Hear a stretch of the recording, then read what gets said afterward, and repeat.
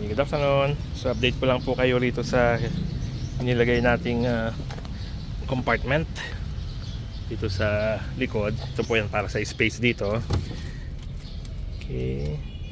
And ang nangyari po, kaya po pala may mga langgam minsan sa loob. Ito po yung chamois. Gustong gusto pala ng langgam to pagbahayan. So tanggalin na po natin yan. Layo na lang po muna natin para hindi mahawaan tong iba. So bukan na lang po natin na laging linisan, kasi po sa amin tambak lang kami ng tambak, hindi na nalilinis po. Pinagbahayan na ng langgam.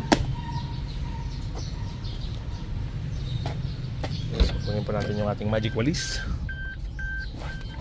Sobrang laking walis.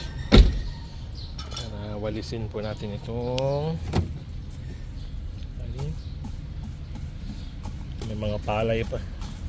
Ito yung last na harvest po natin. So ngayon tatanggalin lang po itong carpet mga kasama.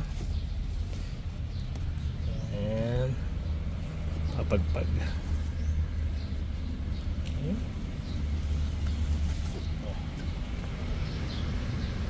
Okay. At least malinis na po ulit. Then balik po natin. Okay. Dapat po. Okay. And i-share ko na rin po, nasa ilalim po nitong carpet na to is merong kahoy dito.